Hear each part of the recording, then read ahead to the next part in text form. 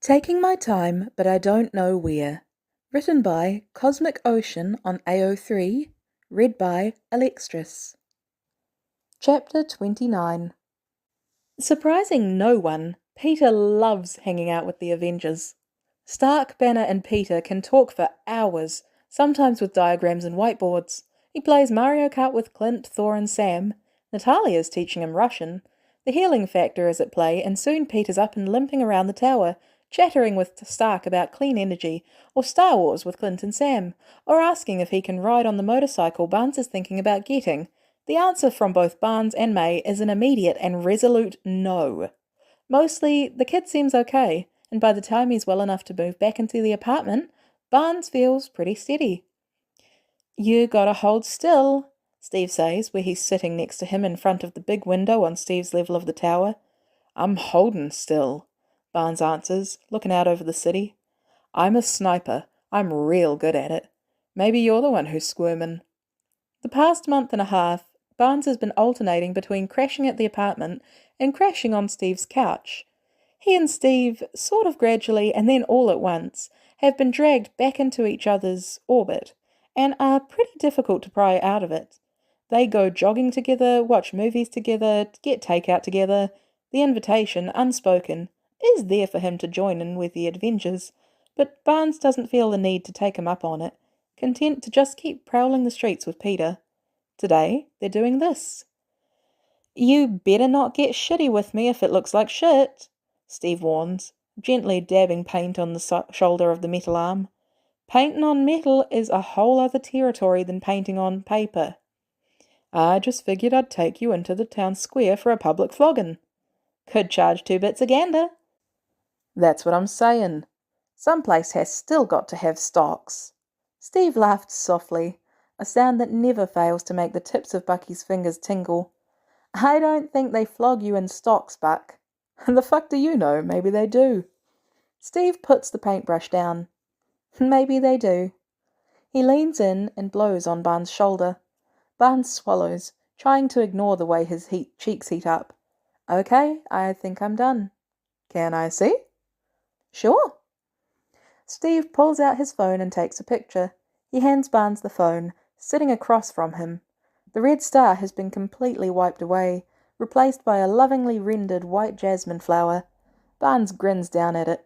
"It looks good, Steve," he murmurs, tilting it slightly. "It looks real good." "Yeah?" "Yeah." "Good. I'm glad you like it." Barnes hands the phone back. Steve slides it into the pocket of his sweats. "How long's it gonna take to dry?" "I don't know. We're just gonna have to wait and see. You better not smudge it." "I'll do my best. Can't think of how I'd smudge it anyway." "You'll find a way." Barnes grins at Steve. "Talking to me like I was the troublemaker." "You could be. You got your nose broken plenty of times." "I only ever got my nose broke to make sure it wasn't yours, Steve." Steve grins, looking to the side. Barnes looks at him, soft and golden in the morning sun, and thinks that he looks beautiful. He always looks beautiful, even when he looks like hell, but he's beautiful like this too. "You're staring at me," Steve says, without looking at him.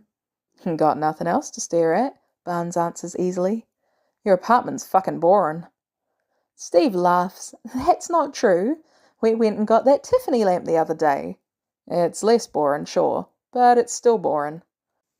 "Best view of the city in a tower probably as expensive to build as any town's infrastructure, and you're calling it boring." "Yeah, well," Barnes sighs, all theatrical-like. "Guess everything's just boring in here compared to you." Barnes expects a quip or a snort or something. What he doesn't expect is for Steve to go all still and quiet for a moment before he looks at Barnes, face open and calm. "If you'd said anything like that to me back in the day, it would have changed everything." So Steve tells him. "You know that, right?" Barnes' lips parts as he stares at Steve, heart abruptly pounding in his chest. "Motherfucker," he whispers in disbelief after a moment of Steve giving him that calm, steady look. "I've been trying to figure out if you were even, and you just say that." "Yeah, I did." Steve lifts up his chin. You gonna do something about it? Barnes lurches forwards, grabbing the front of Steve's shirt and hauling him into a kiss. Steve is instantly on top of him, climbing into his lap and wrapping his arms around his neck. Barnes rests a hand in the small of his back, burying the other in his hair. I'm serious, Buck, Steve gasps, pulling back from the kiss slightly but not moving any further than that. You better not fuck up that flower. You'll fix it for me later, Bucky pants. Like hell I will. Bucky pulls him into another kiss. He shifts the arm not in Steve's hair, levering him up and back so he can lay Steve down on the ground, crawling on top of him. He rests the middle arm on the ground over Steve's head. He darks his tongue against Steve's lips and they part with a soft sound. Bucky tries to get even closer, pressing Steve into the floor as hard as he can. There's a hiss at the door to Steve's apartment opens. Oh, God! Bucky and Steve look up to see Peter standing in the doorway, his hands clapped over his eyes. I didn't see anything! Bucky sighs. Kid, he says, you gotta learn how to knock. Mr. Stark said it was okay to come right in, Peter answers, hands still over his eyes. Yeah, but it's not his apartment. It's not yours either. It could be, Steve mumbles, if you wanted. Bucky stares down at Steve, pink-cheeked and mussed, and for a second, then shakes his head, deciding to process that later. He picks himself up off the floor, holding a hand out to help Steve up. You can move your hand now. Peter removes his hand. What's going on, kid? I need help with my English homework, and also my art homework. Which one of us do you want first? I think you can help me with my English while Steve helps me with my art? Yeah, okay, go sit on the couch, I'll be right over. I'm gonna get a snack, Steve tells him, but then I'll be right over too. Okay. Peter heads over to the couch. Bucky takes Steve's face in his hands and gives him a very gentle, chaste kiss. I am going to do some absolutely filthy things to you later, Bucky informs him in a low whisper, and has the pleasure of seeing Steve go crimson. Looking forward to it, Steve whispers back. Bucky releases him and goes for the couch while Steve heads for the kitchen. Okay, kid, what are we looking at? So I have to read the Scarlet Letter for class? Bucky scowls. Oh, fuck Hawthorne. I know, but we have to write a paper on some of the themes, and I wrote about slut-shaming, and I was hoping you could tell me what you think of the first draft. Yeah, kid. Bucky pulls his hair into a bun, feeling absolutely and remarkably content. Pull out your laptop and let's take a look. End of chapter and end of story.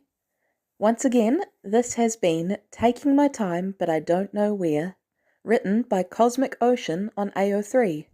If you enjoyed anything about this reading and feel like leaving some praise, please head over to the original author's page and leave them a kudos or maybe even a nice comment. Thank you so much for listening. I hope you have a lovely day, night, whatever time it might be for you. Bye-bye!